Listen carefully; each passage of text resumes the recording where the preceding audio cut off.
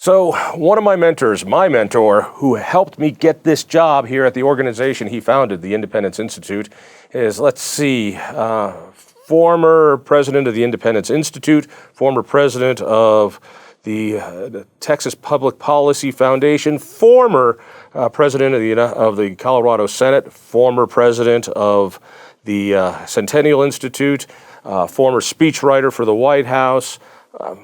You really have a hard time holding a job down, John Andrews. I don't know why that is.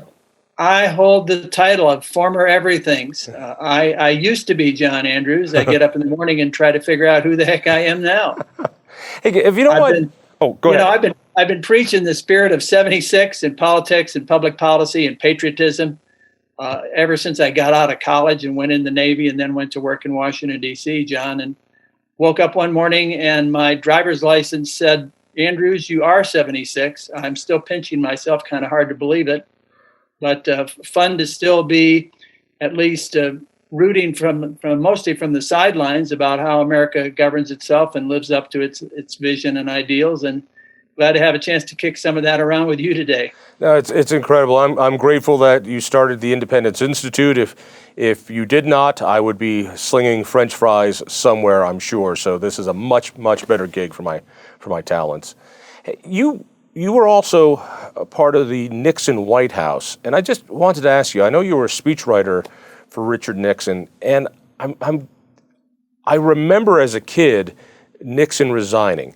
But I don't, I was so young, I really didn't understand what was going on. But it feels a little like what Trump is hanging on to, that he does not want to leave, that he's been the victim of something. It feels very much like what your old boss, Richard Nixon, felt like too, or at least what I think history has purported. I'm just curious, you worked with the man pretty closely. Is there any similarities between what happened in the early 70s and what's happening today in the White House? John, as a high school sophomore in 1960, through a friendship of my dad with Republican leaders in Illinois, I was invited to be a young page or intern at the Republican National Convention, where Richard Nixon, then vice president under Eisenhower, completing 2 terms, received the Republican nomination and ultimately lost a very close presidential contest in 1960 to Massachusetts Senator John F. Kennedy.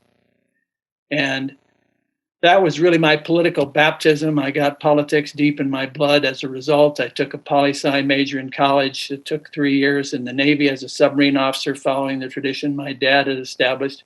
He did it under much more dangerous combat conditions than we ever did in peacetime on our submarine. But then again, through fortunate friendships and networking of my father, getting out of the Navy in late 69, I was offered a chance to be on Nixon's staff in the press office at first. And then after a year, they wanted somebody with a capable writing ability and somebody younger, under 30, that would be part of Nixon's speechwriting staff to help him communicate, particularly as the 18-year-old vote was coming online in 1972 when he'd be up for re-election.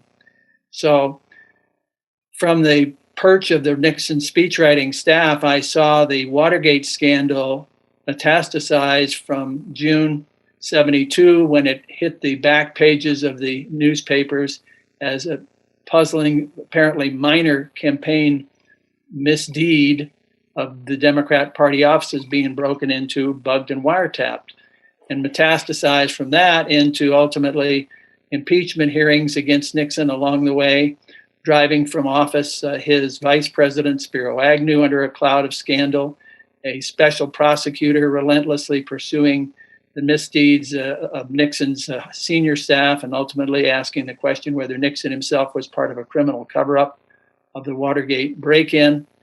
And ultimately, I left Nixon's staff and made the only public protest resignation from his staff. I departed there in December 73. The job of being a speechwriter is so personal to the president or whoever one is writing for. If you no longer believe in the individual that you're trying to assist in communicating, I didn't feel I had any justification collecting my paycheck, nor was I of any value to Nixon at that point. But I went ahead and went public and said, I don't have no evidence that Nixon is involved in criminality, but it certainly seems obvious by now, so much had broken into the news, that he did not fulfill his oath of office to see that the laws were faithfully executed. He had broken faith with the American people, and I went so far as to say the honorable thing to do in another era or another culture would be for the president to resign. And if he's not willing to resign, then we ought to use the machinery of impeachment and forcibly remove him by constitutional. That must have been a really hard decision for, I'm thinking of a young John Andrews. I know how loyal you are personally to the people you care about. It was agonizing. John, it was awful. I was 29 years old. By the time I hit the national news, I was way, way over my head. But it had eaten at me. I was losing weight. I was losing sleep. I was just anguishing because I love this constitutional republic that Americans have been blessed with for over 200 years. We were involved in the preparations for the upcoming 1976 bicentennial celebration of American independence. I just had American ideals on my mind, and I compared them to the sordidness of what was going on in the very White House where I was employed, and not to mention the vicious attack made on Nixon, not always factual at all, with exaggerations and outright fabrications of wrongdoing of which he was by no means guilty or should be suspected or accused, from the media and from the Democrats that were desperate to remove him. Come to your question, parallels between Donald Trump insisting the presidential election was not fair or legal and needs to be revisited, and Nixon insisting in the late months of 1973 when I quit, and then the troubled months of impeachment in 74 up to his resignation, August 74, Nixon insisting, I've done nothing wrong, I want to serve out my term. Each man represented a threat to the left, liberal, ever bigger government, ever more elitist coastal dominance of the American heartland. Such a threat represented by Nixon taking office in early 69, represented again by Donald Trump taking office in early 2017. The establishment was determined to be rid of those men by any means necessary, fair or foul. And I'd argue that Nixon ultimately was forced from office with foul means, as well as some of his own acknowledged misdeeds. The differences between the two men: Nixon, the career politician, runs for Congress, getting out of the Navy in 1946, climbs the ladder through Congress to the U.S. Senate to the vice presidency, fails for president in 60, elected for president in 68. Nobody disputed his election in 68, and in 72 he had a 49-state landslide. So here's let me jump in because I need some historical perspective. There's also a similarity of accepting election results, or a contrast, really. I think historians now pretty much agree that the 1960 election was I'll say stolen. That the Daley machine in Illinois delivered that state to Kennedy, even though there was a lot of evidence, and Nixon could have come forward and said, no, I don't accept this, but he did not. I want to first make sure I've got that part right. Yeah, that's absolutely correct, John. The results in Illinois and Texas and several other states were very much under a cloud. And when you do the math, there was, I think, as few as 78,000 votes had they been switched from Kennedy, the Democrat, to Nixon, the Republican. Nixon's president. Why didn't Nixon do a Trump and contest it? Oh, did he not know about it, or did he want not to hurt the nation? He was very well aware of it, John, and there was much pressure on him from angry Republicans feeling cheated in the weeks of November 1960 that he ought to take this to court and litigate it as best he could. They forecasted that it would consume most of a year dragging through the courts. Nobody could predict whether he would succeed. As you say, the big city Democrat machines know how to wait late into the night and come up with just the right number of votes needed to put them over the top, whether those are valid ballots or not. There's nothing new about what seems to have happened in big cities from Milwaukee to Detroit to Philly to Pittsburgh to Atlanta, to Phoenix in 2020. Well, that was all happening back then. But Nixon decided, and it's on record in his own memoirs, he said, I didn't want to put the country through that agony. I was willing to withdraw and try to fight again another day, which he did by running unsuccessfully for governor of California, 62, running successfully last for president in 68. The fact pattern with him and Trump is a little different because here's Trump as the incumbent, and Trump has the advantage of battling it out at least until the 14th of December, the date that the Electoral College formally casts its votes.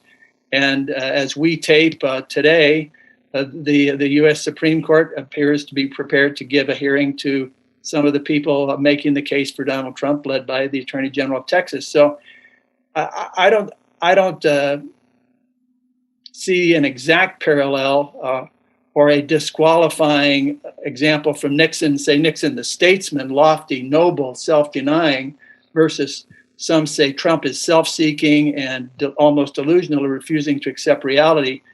It's a question of what do I do late in a sports contest when I think I have a chance to throw a Hail Mary and win. The fact pattern of on the football field and the coaches on the sidelines is going to be different each game, and it was different for Nixon than it is for Trump. So just to recap this, historians, there's a consensus that 1960 Nixon should have won. And let me ask you your opinion. Did Trump win this election? Was it stolen from him? I have my opinions, but I don't have much proof. I think in general, it's true that where there's smoke, one ought to say, isn't there some fire causing the smoke? In the case of the election outcome in 6 states on November 3rd and 4th, 2020, there is so much smoke coming from Arizona, Georgia, Pennsylvania, Michigan, Wisconsin, Nevada, those 6 states. I think that when you look at the ability, which didn't exist in the 60s when we talked about Nixon, the ability today to hack voting machines, to tweak software, to plug a USB drive into a laptop and suddenly create out of thin air, not just dozens, but thousands, hundreds of thousands, arguably, of votes. When you look at the very fishy stuff about ballots being produced in the middle of the night and counted without the benefit of opposition party poll watchers, I think there's a good reason to believe that a fair, honest, decent election process without the avalanche of mail-in ballots, which I hated when Colorado first established them when I was a state senator almost 20 years ago. I think there's a fair presumption that Trump has had this thing swiped from him. Can he prove it? Who knows? The clock is against him. His odds, I don't put much better than 1 in 20. But then again, he's a fighter, and one is not well advised to ever bet against Donald Trump. I tell you what, let's switch gears a little bit. You mentioned the ballots when you were a state senator. One of your big goals as a state senator was to bring back the Colorado Senate to Republican control, and I remember those 2 years when you were just focused on doing that. I remember the little calendar you kept with you and the little pad of paper that had how many days going down and how you worked for so many senators. You then became president of the Colorado Senate. It was a fascinating time for you. And again, another reason why so many people like me dislike you, when you were appointed to that position, if you had waited something like a week and a half later, you could have, by Colorado law, run for another 4-year term because you were being appointed. But being the Boy Scout that you are, you decided to go in as soon as you could and not stay in office. So I think there's some differences between you and Trump. So one, you're just too clean. Secondly, that's what Nixon said about me. He said I didn't have the guts to get down in the mud and fight like I should. I imagine he did. The state has been changed since you were in office. There's an understatement. Yeah, we call it the blueprint. Strong red to strong blue. Yep, and it's not just blue. We've had in Colorado periods of Democratic control, but a very different type of Democrat. Dick Lamb and Roy Romer were not raging socialists that like we have in the state House, Senate, governor's office, AG's office, and Secretary of State's office. Well, and nor in more recent days were Governor Bill Ritter serving one term and Governor John Hickenlooper serving 2 terms and headed to the U.S. Senate. The hard left outlook of a Jared Polis is different than any governor we've ever had. You were part of a book called Unmasked, which was a collection of different observations of the last legislative session. I know there was the thought that a lot of people wanted to chronicle what happened. Why is that important?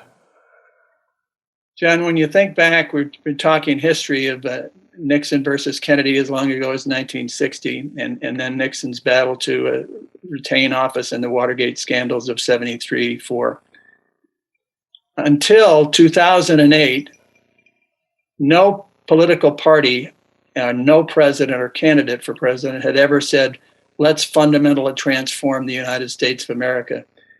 The Republicans and Democrats, beneficiaries of the longest stable 2-party system that we can find anywhere in the world under the oldest, most resilient constitution you can find anywhere in the world, always said, we have different visions about how the American ideal should be pursued and fulfilled.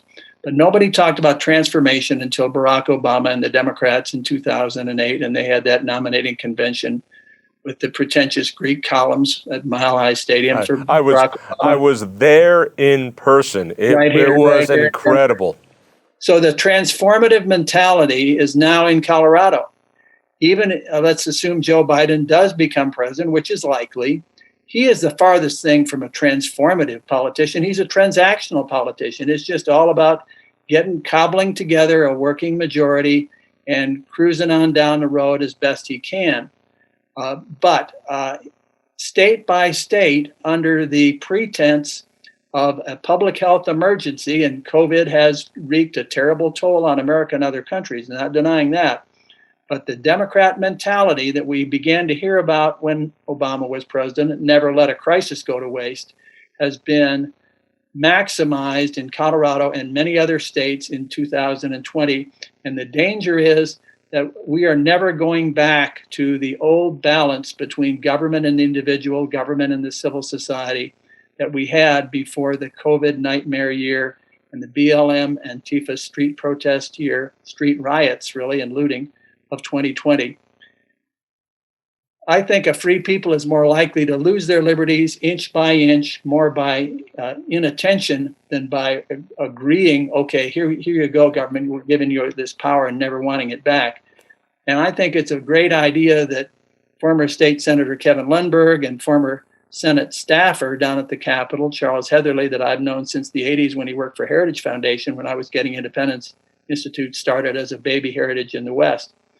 Heatherly and Lundberg put together this collection called Unmasked 2020. Unmasked 2020. Here's the book. People ought to look it up on Amazon. Remember, there's no space between the word unmasked and the letters 2020. 15 essays that put on record the overreach of government, too many executive orders, too much cutting of corners in the legislature, too little oversight by the courts, too much cheerleading for the transformative panic agenda from the media, too much looking the other way from the civil disorders in the streets that led right up to the very gates of the state capitol and defaced that beautiful building, too long a delay in doing anything to protect the capitol, let alone clean it up. And all of this is laid out very, very methodically, really more granular detail than some readers are going to want, but it's put it on record how the transformational agenda of the Democrats ever since Obama 2008 has come home with a vengeance to us in Colorado. And it's not going to be easy for us to get our liberties back. Let me challenge you on something. We talk about overreach of government now compared to when you were in the Senate here in Colorado 20 years ago. But I think it was about the same time, and you might have even voted on it, that legislature gave the power to this governor to do what he's doing. That is, in the wake of the 9/11 attacks, everyone was scared about COVID, and we were passing all sorts of emergency preparations. In the federal level, we passed the Patriot Act, which I think has taken away lots of people's privacy and opened up the floodgates for a lot of surveillance. But here on the local level, we passed something that would give the governor emergency powers that were really unchecked, and also then gave local authorities to different groups like the health departments that are unelected, which have gone crazy. Tri-County Health is a perfect example here in the metro area. Didn't you guys set the stage for that? Point well taken, John. And for all I know, I did vote yes on that. Republicans were in the Senate minority, as you referenced at that time, 2001, and we didn't take the majority back until 2002. And I'd have to go back and look up the statute you're talking about, but I wouldn't be surprised if, in attention, the Republican minority, what could we have done to stop it anyway? But the Republican minority in the state Senate may have rolled over for things that sounded good in a hypothetical. Imagine there would be another 9/11 kind of a thing. And here we are with it coming home to roost. To the extent I didn't pay enough attention and voted yes on that, I would give anything to have my vote back, and I apologize to liberty-minded people. And again, I don't know if you voted for it or not. Well, John, I probably did. Honestly, I wouldn't be surprised if I did. I hope I didn't. It illustrates the rule, and this is applicable to those who want to abolish the filibuster, by which debate and deliberation are slowed down in the U.S. Senate. The rule of thumb says, before I hand power in the abstract to one side overwhelming the other, I better imagine the situation that power is wielded, and not by those I would think of as the political good guys or the more responsible side in the debate between more government, less government. I better imagine that power is wielded by those who want as much more government forever as they can possibly get. And that's exactly where we are in 2020. It was interesting that in the post-Thanksgiving special session of the legislature convened by Governor Polis and the Democrat leadership of the State House and Senate, Republicans tried to put through a bill that would have trimmed back some of the emergency powers of this Governor Jared Polis, the Democrat, or any future governor, perhaps including somebody like Republican George Brockler, were he to defeat Polis in a couple of years. This bill didn't stand a chance in the Democrat-dominated special session. There's a ratchet effect that you're all too familiar with, where things move in one direction only. And Thomas Jefferson warned of this long ago. The tendency of things is for government to grow and liberty to decrease. He didn't call it a ratchet effect, but that's what you and I understand it to be.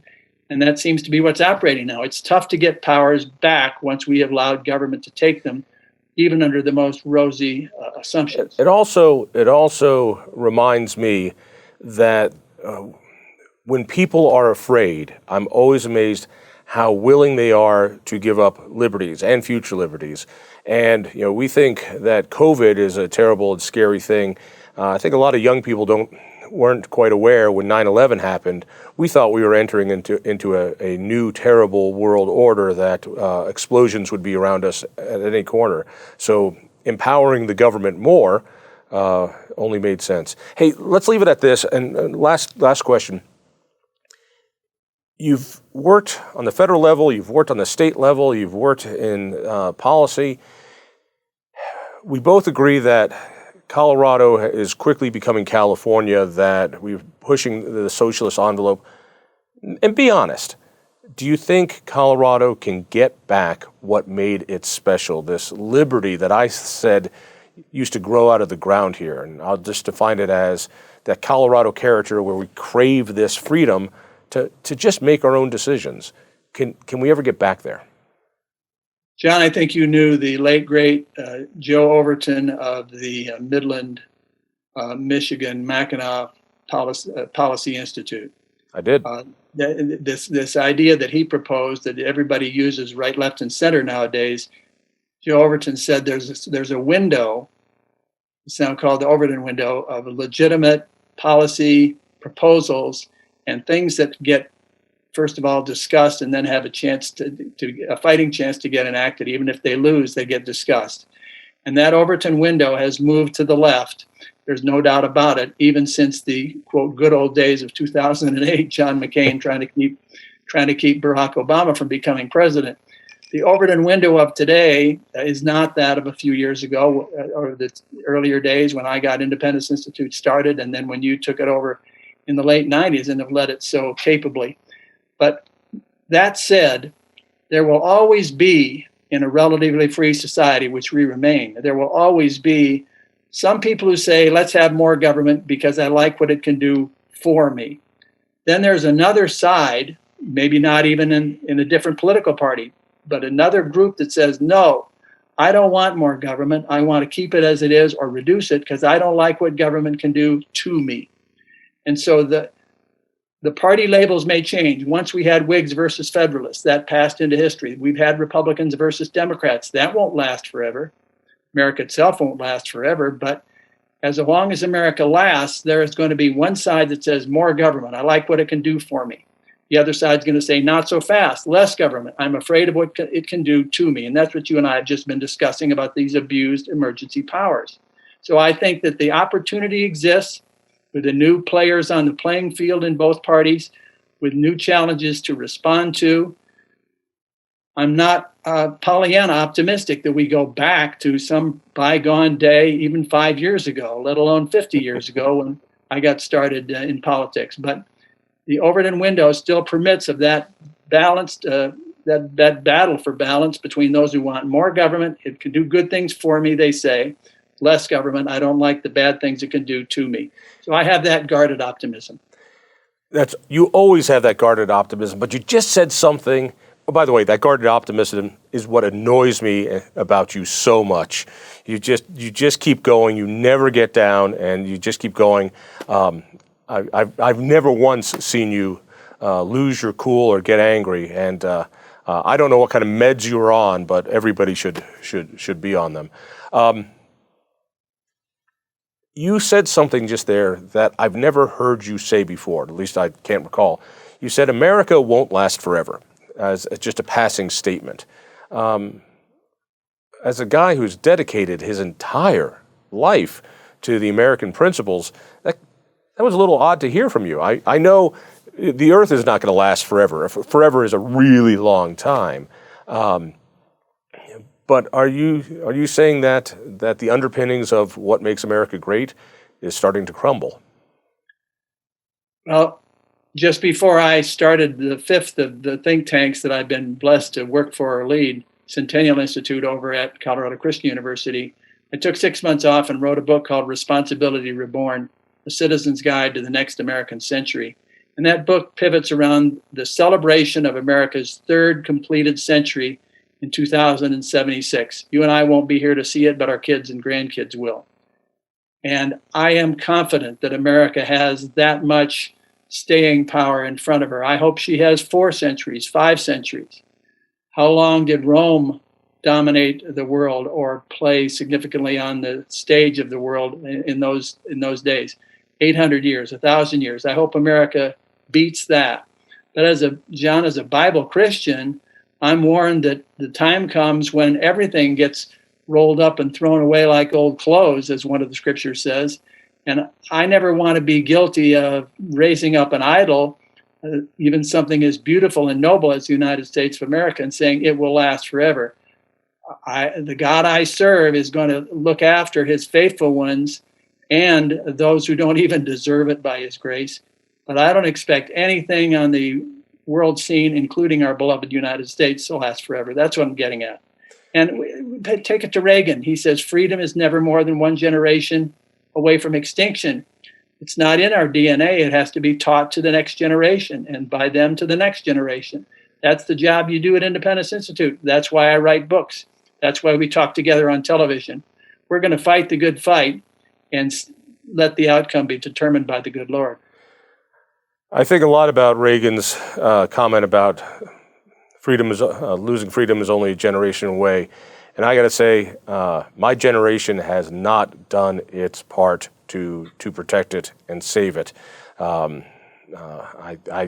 think we might be the generation that failed to keep those ideals and freedom going forward for the next generation. And you don't need to take it away in mass. What you said, inch by inch. If with every generation freedom limits bit by bit and people are used to it, it's only a matter of time. Hey, Jon, thank you for everything you've done for me. Thank you for everything you do for freedom in Colorado. Great being with you, John. Good holidays to you, and here's to a better 2021. Indeed. I hope that when the ball drops on New Year's Eve that they really let it be 2021. Some have warned we're just headed into the 13th month of 2020. Heaven forbid. Heaven forbid. All right. Take care, my friend. Thank you, my friend. Bye-bye.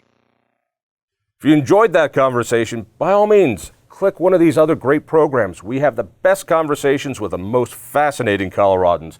And subscribe to our channel. Just click down below and hit that little bell button too. You don't want to miss a single show.